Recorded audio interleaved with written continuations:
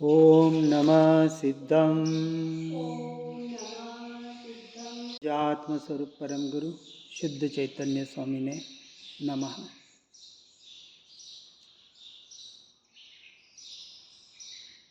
छद्मस्थ वाणी में बता रहे हैं 10वें अध्याय में जिन सम्यक दृष्टि कैसा होता है।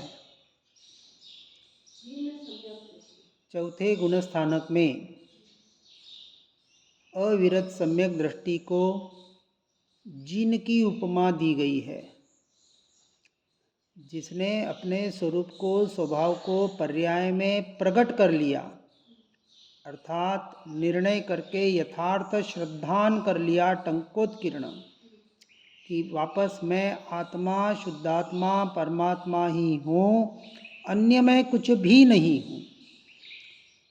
और जो पर से छूटने की तड़प रखता है और स्वरूप रमणता की प्राप्ति की तड़प रखता है, लीनता के लिए पुरुषार्थ करता है, ऐसा जीव चौथे गुणस्थान का अधिकारी है। और ऐसा ही जीव आगे पंचम छठे गुणस्थानक में बढ़ता हुआ एक न एक दिन आने वाले कुछ ही भवों में अपने पर्याय में केवल ज्ञान को प्रकट कर सकता है। अब चौथे गुणस्थानक में दशा कैसे होती है कि चतुर्थ गुणस्थानक में जो जैसे उत्पन्न होता है वह ऐसा होता है जैसे निज वैभव संपन्न जिन संज्ञा संयुक्त शाह होता है। चाह मिटी चिंता मिटी मनवा बेपरवाह, जिसे कुछ नहीं चाहिए वह है शाह का शाह शहंशाह। वह शहंशाह बन गया चौथे गुणस्थानक में। यदि जेब में फूटी कौड़ी भी नहीं है तो भी, क्योंकि जिसने बाहर के वैभव को तिनके से भी तुच्छ मान लिया, तिनके समान नहीं, धन धूल है, शरीर राख है और विकल्प खाक है, ये जिसने अपनी पर्याय में स्वीकार किया और मैं परिपूर्ण त्रिकाली अभेद अखंड एक ध्रुव तत्व ही हूँ, ऐसा जिसने अपने पर्याय में श्रद्धान में यथार्थ स्वीकार किया, निर्णय किया, ऐसा जीव चौथे गुणस्थानक का अधिकारी है। उसके बगैर दर्शन प्रतिमा भी नहीं आती है। बाहर से प्रतिमा ले ले, अनुव्रत महाव्रत ले ले, उससे धर्म नहीं होता और जीव उसमें अटक जाता है। अभी पर्याय में सम्यक दर्शन प्रकट नहीं हुआ, यथार्थ आत्मा का निर्णय नहीं हुआ, आत्मलीनता का पुरुषार्थ जिसे सम्यक चारित्र कहा उसका पुरुषार्थ नहीं हो रहा है। सिर्फ बाहर के व्यवहार में पूजा पाठ क्रिया जाप आदि में अटक रहा है, चाहे ध्यान में भी क्यों न अटक रहा हो, क्योंकि ध्यान भी वास्तविक छठे गुणस्थानवर्ती भावलिंगी मुनियों को ही होता है। और ये जब तक अपने श्रद्धान में अपने स्वभाव की अपेक्षा से परिपूर्ण जीव निर्णय नहीं करेगा, यहाँ तारण स्वामी बता रहे हैं कि तब तक वह जीव चौथे गुणस्थानक का अधिकारी नहीं है। पहले चौथे के में अपने स्वरूप को स्वभाव को पर्याय में प्रकट करो, तब चौथा गुणस्थानक प्रकट होगा। फिर पांचवें छठे की बात करना, चर्चा करना, चर्या करना। इसलिए यहाँ कहा चतुर्थ गुणस्थानक में जो जैसे उत्पन्न होता है ऐसे अपने निज वैभव संपन्न जिन संज्ञा संयुक्त का वो शाह अधिकारी स्वामी बनता है। निश्चय से तो स्वामी हैं, आत्मा अर्थात मैं त्रिकाल शुद्ध हूँ, लेकिन पर्याय में अभी भी अशुद्धि है। पर्याय में अशुद्धि तो शुद्धि पर्याय में करनी है, द्रव्य तो में कुछ करना ही नहीं है, वो तो परिपूर्ण तत्व है। इसलिए ऐसा चतुर्थ गुणस्थानवर्ती अब जो अपने आप को अपने वैभव को जिसने स्वीकार कर लिया उसके लिए ये 3 लोक का वैभव भी मिल जाए, ये बाहर की धन दौलत संपन्ना पद प्रतिष्ठा, तो भी उसके लिए तुच्छ है। जिसे मोक्ष की भी चाह मिट गई, वो भी तुच्छ है। तो और चाह और इच्छा क्या रहेगी? क्योंकि उसे परिपूर्ण तत्व मिल गया। उसे पता है कि मैं जब अपने स्वरूप और स्वभाव में लीन हो जाऊंगा तो बाहर की पर्याय अपना काम तत्समय की योग्यता से करती रहेगी, क्योंकि वो सारी क्रमबद्ध है। अब वहाँ भी उसकी दृष्टि नहीं जाएगी कब होगा, क्यों होगा, कैसे होगा, होगा कि नहीं होगा। ये जिनके प्रश्न हैं वो सम्यक दर्शन के अधिकारी नहीं है। यहाँ कह रहे हैं ऐसा वह अपने जीन संज्ञा से संयुक्त, निज को ही जीन कहा, निज को ही, जीन सो निज, निज सो जीन। हाँ।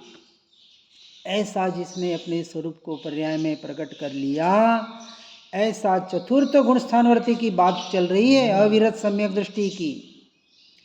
वह निज निर्विकार स्वभाव का वाहक होता है।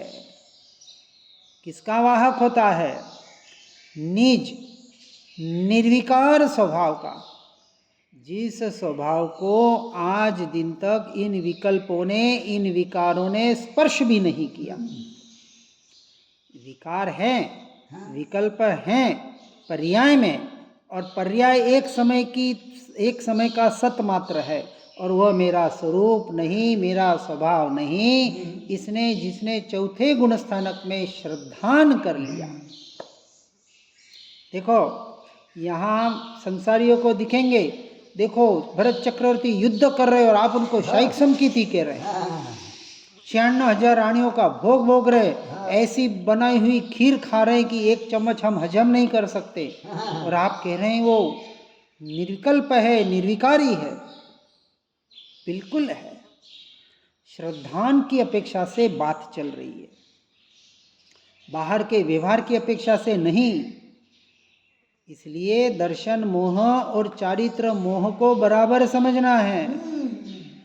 अभी हमारा विषय चल रहा है दर्शन मोह का, और आपको हमको जो बाहर दिख रहा है वो चारित्र मोह का उदय है, और जीव उसमें अटक जाता है। और जीव को महिमा भी चारित्र की आती है, बाहर के व्यवहार की आती है। देखो कितना कष्ट सहन कर रहे, देखो कितना शुद्धि पाल रहे, देखो कितना अच्छा कर रहे हैं। यदि आत्मा का लक्ष्य नहीं है तो ये सब कुछ राख के ढेर के समान है।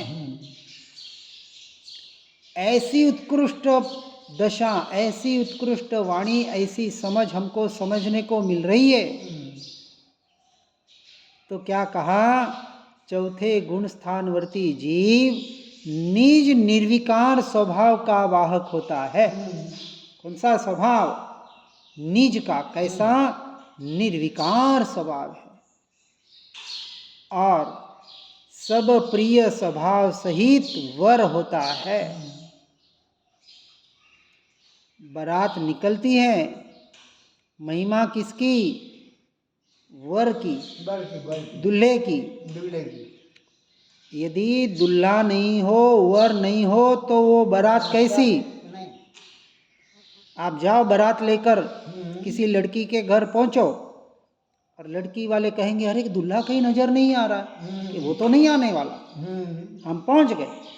तो कहे क्या मतलब है, आप भी चले जाओ, हमें आपसे कोई मतलब नहीं है, हमें तो मतलब दूल्हे से हैं, वर से हैं। तो अब यहाँ हमें किससे मतलब रहता है? अपना वर कौन? अपना दूल्हा राजा कौन? ये चैतन्य राजा। जो प्रिय स्वभाव, जो मेरा वर है, इसके बगैर सब कुछ ये बराती, ये प्रतिमाएं, ये अनुव्रत, ये महाव्रत, ये 28 मूल गुण, ये सब बराती है। बराती, इनकी कोई वैल्यू नहीं है, कोई अहमियत नहीं बिना वर के। और वर साथ में होगा तो सबकी वैल्यू है। इसलिए चौथे गुणस्थानक की बात यहाँ गुरुदेव बता रहे हैं कि ऐसे चतुर गुणस्थानक में जो निज वैभव उत्पन्न हुआ, और जब मैं शहंशाह अपने आप का बना और अपने निर्विकार स्वभाव का वाहक बना, तब मैंने अपने प्रिय स्वभाव सहित उस वर को प्राप्त किया, वर रूप हुआ। कौन? मैं भगवान आत्मा। मैं भगवान आत्मा। हाँ, और जब ऐसा हुआ तब सबके प्रति मैत्री, प्रमोद, कारुण्य और माध्यस्थ भाव सहित सुदृष्टि हुई। देखो, 4 भावना बताई ना। सभी जीवों के प्रति मैत्री भावना, अपने से ऊंचे व्यक्तियों के प्रति प्रमोद भावना, उनके गुणों की चाहना, प्रमोद भावना, अन्य जीवों के प्रति कारुण्य भावना, अर्थात जो जीव इस मार्ग में आने के बाद भी उस तत्व को प्राप्त नहीं कर पाते, उनके प्रति करुणा आती है और उनको उस उस स्थिति में लाने का प्रयास करते हैं, उसे भी हेय मानते हुए। उन्हें पता है मैं किसी का कुछ कर नहीं सकता, फिर भी शुभ भाव आते हैं। स्वाध्याय सत्संग करने कराने के, सुनने सुनाने के, पढ़ने पढ़ाने के भाव आते हैं, लेकिन उन भावों को भी हेय मानते हैं, उसमें धर्म बुद्धि नहीं होती है। और जो स्थित नहीं हो सकते उनके प्रति माध्यस्थ भाव आता है। ये 4 भाव भी सम्यक दृष्टि के होते हैं, मिथ्या दृष्टि के भी होते हैं, उनके भी अनुव्रत महाव्रत होते हैं, लेकिन मोक्ष की अपेक्षा से वो अंश मात्र भी कारीगर नहीं है। और सम्यक दृष्टि के लिए सभी क्रिया, सभी भाव मोक्ष मार्ग की अपेक्षा से कारीगर है, उपयोगी है, उपादेय है। तो सबसे पहले से पहले कुछ करना है तो अपनी आत्मा का निर्णय करना है। चौथे गुणस्थानक की चर्चा चल रही है। पर में यदि मैं कुछ कर सकता और पर से मेरा कुछ हो सकता, पर का अर्थ समझना। यहाँ पर किसको कह रहे हैं? पर्याय की अपेक्षा से कह रहे हैं। 6 के 6 द्रव्य मुझ आत्मा को छोड़ के मेरे लिए पर तो है ही, वो अंश मात्र भी मेरा कुछ नहीं कर सकते, लेकिन ये मेरे से ही उत्पन्न होने वाली मेरी ये एक समय की पर्याय, इस पर्याय की अपेक्षा से कथन चल रहा है। अब व्यवहार कहाँ होगा? पर्याय में होगा। बाहर का व्यवहार तो व्यवहाराभास है।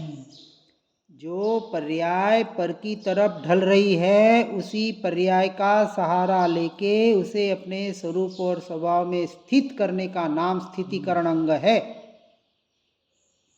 और ये अंग सम्यक दर्शन के पहले होता है और सम्यक दर्शन के बाद भी होता है। सम्यक दर्शन के पहले भी हो जाता है, हाँ, बाद में भी होता है। पहले सिर्फ स्व के लक्ष्य से होता है और बाद में स्वपर लक्ष्य से होता है। स्वपर लक्ष्य से। हाँ, कि ऐसे कोई योग्य जीव संपर्क में आ जाए, वो प्रभावना करने, प्रचार करने बाहर नहीं जाते। सम्यक दृष्टि जीव का ये क्या कहते कर्तव्य नहीं है, और वो अपना कर्तव्य मानता ही नहीं है, क्योंकि उसके टंकोत्कीर्ण निर्णय हो गया, न मैं किसी को सुधार सकता हूँ, ना कोई मुझे सुधार सकता है, मैं ही मुझको सुधार सकता हूँ। इसलिए एक भजन आता है बहुत अच्छा, किसको समझाना है, किसको बताना है, पहले तू समझे खुदी, क्योंकि आत्मा अनंत गुणों का धनी, फिर भी देखो पर्यायों में रुली। अनादिकाल से यह जीव यही कर रहा है, पर्यायों में रुल रहा है और अनंत गुणों का जो धनी अपने वैभव को स्वीकार नहीं कर पा रहा है। अब विचार करें, ये भावनाएं 12 भावना और ये 4 भावना, भावना सिर्फ भाने का नाम नहीं है। उस भावना के माध्यम से अपने स्वरूप को स्वीकार करके परद्रव्य पर भावों से दृष्टि हटाकर स्वद्रव्य और स्वभाव में स्थिर होने का नाम भावना को भाना है। भावना तो भाना। अनुप्रेक्षा कहाँ? द्वादशा अनुप्रेक्षा, कार्तिकेय स्वामी की पूरी कार्तिकेयानुप्रेक्षा, उसके ऊपर ही पूरा ग्रंथ है वो। पढ़ते हैं तो ऐसे भाव विभोर हो जाते हैं। पढ़ना चाहिए, सभी आचार्यों को पढ़ो, भले श्रद्धा एक की करो, कोई दिक्कत नहीं। यदि हम सिर्फ तारण स्वामी का ही पढ़ेंगे और के शास्त्रों को हाथ नहीं लगाएंगे तो अन्य आचार्यों का आप निषेध कर रहे हैं, द्वेष कर रहे हैं। हाँ, राग द्वेष हो गया। ये बात समझना बराबर। देखो बहुत बार ऐसे होता है कि हमें, हाँ नहीं ऐसा नहीं, जो बात हमें यहाँ समझ में नहीं आ रही है वो कहीं के माध्यम से, अरे यही तो बता रहा था, यही तो समझना था मुझे, वहाँ से वो समझ प्राप्त हो जाती है। इसलिए अब चौथा गुण स्थानवर्ती कैसे होता है, एक एक बात बराबर समझनी है।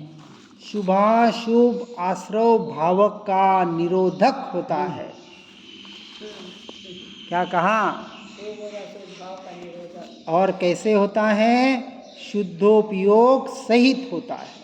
नास्ति और आस्ति बता रहे हैं साथ साथ में, यानी अपने शुद्धोपयोग के लक्ष्य से, अशुभ उपयोग से, अशुभ क्रिया से तो पूरा का पूरा छूटने का प्रयास करता है। लेकिन जो मात्र पुण्य का कारण बने, ऐसे शुभ क्रिया से, शुभोपयोग से, कौन सी शुभ क्रिया और शुभोपयोग? अब यहाँ कौन से आएंगे? किसी को सुधारने का, उपदेश देने का, आदि स्वाध्याय सत्संग करवाने के भाव। पंचम गुण स्थानक में व्रत, प्रतिमा, नियम, अनुव्रत आदि धारण करने के भाव। और छठे गुण स्थानक में महाव्रत, 28 मूल गुण, आहार निहार विहार की क्रिया आदि क्रिया करने का भाव।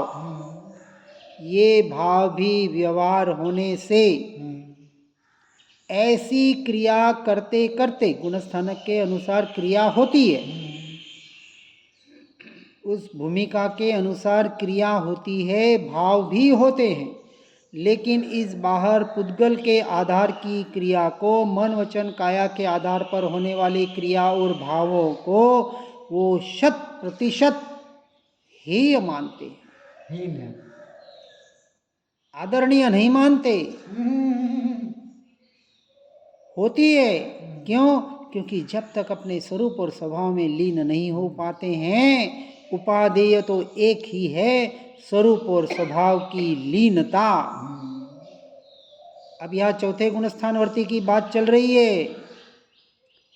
और ऐसा जिसका निर्णय श्रद्धान टंकोत्कीर्ण हुआ, वो पांचवें छठे में कौन सी, किसकी आराधना करेगा, किसकी साधना करेगा? इस जड़ पुद्गल की, इन क्रियाओं की, कि आत्मलीनता की। हाँ, एक ही धर्म है, आत्मलीनता, आत्मलीनता, स्वभाव लीनता। इसलिए आत्मा का नहीं, स्वभाव का आश्रय करो। समझना इस बात को बराबर। आत्मा अभी हमारे ज्ञान का विषय नहीं है, वो केवल ज्ञान का विषय है। दृष्टि की अपेक्षा से द्रव्य की दृष्टि करनी है, लेकिन पकड़ की अपेक्षा से स्वभाव की पकड़ करनी है। ज्ञान स्वभाव एकमात्र सर्वोत्कृष्ट साधन जो हर जीव के पास है। किसी से लेना है न किसी को देना है, ले दे सकते नहीं।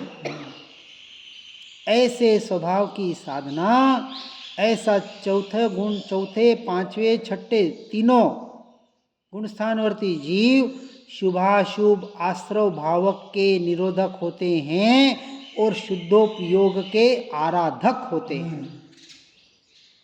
तो उपयोग के आराधक। हाँ, एकमात्र साधना शुद्धोपयोग ज्ञान स्वभाव की, उसके अलावा दूसरी कोई साधना नहीं है। ऐसे साधना को यथार्थ रूप से समझना, और इसी का नाम है संवर क्रिया। आचार्य कुंद कुंद देव ने समय सार जी के संवर अधिकार में इसी को ज्ञप्ति क्रिया और संवर क्रिया या जानन क्रिया के नाम से संबोधित किया है। पूरा संवर अधिकार इस पर आधारित है। ज्ञान स्वभाव की पूरी महिमा पूरे समय सार जी में बताई गई है। और इसीलिए वहाँ आचार्य अमृतचंद्र आचार्य कहते हैं ज्ञान ही आत्मा है और आत्मा ही ज्ञान है। ज्ञान की महिमा कही है, आत्मा की नहीं। ज्ञान की महिमा। हाँ, ज्ञान की महिमा से आत्मा की महिमा आएगी। यहाँ एक भूल होती है हम लोगों की, हम सीधी आत्मा, शुद्धात्मा, परमात्मा की बातें करने लग जाते हैं और स्वभाव को भूल जाते हैं। प्रथम श्रेणी पास नहीं किया, हाँ, और सीधी कॉलेज की श्रेणी को पकड़ लिया और मान लेते हम कॉलेज में पहुंच गए। हम आत्मा रूपी, हम तो आत्मा के सिवा किसी को याद नहीं करते।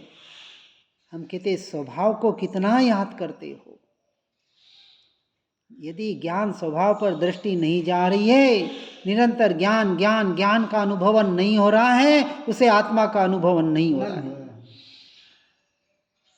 और वही संवर क्रिया का अधिकारी, अभी निर्जरा तो बहुत दूर, पहले सम्यक दर्शन की बात, संवर की बात, निर्जरा तो सम्यक चारित्र का विषय है, आत्मलीनता का विषय है। इसलिए ऐसे संवर स्वभाव में तन्मय होता है अपने भूमिका के अनुसार। चौथे गुणस्थानक में 6 महीने के भीतर भीतर, 5वें गुणस्थानक में 15 दिन के भीतर भीतर और 6ठे गुणस्थानक में अंतर्मुहूर्त अपने शुद्धोपयोग में, आत्मा में, स्वभाव में लीन होता ही होता है। ऐसा नहीं कि एक बार 6 महीने में हो गया फिर गई 6 साल की छुट्टी। हर 6 महीने में तो चौथा गुणस्थानक, हर 15 दिन के भीतर भीतर, यानी रोज भी 10 बार होता हो। और 6ठा गुणस्थानक हर अंतर्मुहूर्त परमानेंट सामायिक। इस बात को, इस लक्षण के आधार पर अपने सम्यक दर्शन का निर्णय करना और अपने जीवन को आत्ममय बनाकर आगे बढ़ने का प्रयास और पुरुषार्थ करना, इसी भावना के साथ ओम नमः सिद्धम। जिन वाणी के ज्ञान से हो सम्यक श्रद्धान, हो चारित्र महान और पाऊं पद निर्वाण। निज निधि निज में बताई यह अनंत उपकार है, इसके लिए जिन वाणी माँ को वंदना शतवार है।